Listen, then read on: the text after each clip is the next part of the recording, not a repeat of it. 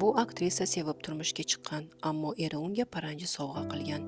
Butun sobiq Sovet ittifoqini Choliqushi filmidagi roli bilan zabt etgan turk aktrisasi Aydan Shaner. U 18 yoshida Miss Turkiya go'zallik tanlovida g'olib chiqqan. Keyinchalik Miss Dunyo tanlovida birinchi o'rinni boy bergan. 20 yoshida futbolchi Ayxan Akpinga turmushga chiqqan va ularda qiz farzand dunyoga kelgan. 3 yil o'tgach u Choliqushi serialida bosh rolga taklif qilindi. Qiz jahon miqyosida shuhrat qozondi, ammo eri bundan juda norozi edi. Ular tanishgan paytda Aydan allaqachon taniqli model edi va erining unga hayotga bo'lgan qarashlarini to'liq tushunishiga amin edi. Ammo eri unda faqat uy bekasini ko'rardi. Bir kuni uning eri suratga olish maydonchasiga kirib, rashk tufayli boshqa aktyorga hujum qildi. Aydanning 28 yoshga to'lgan kuniga u aktrisaga paranji sovg'a qildi. Ertasi kuni u qizi bilan ota-onasining uyiga ketishdi va ajrashish uchun ariza berdi. Ular hayotlari davomida hech qachon yana oila qura olmadilar.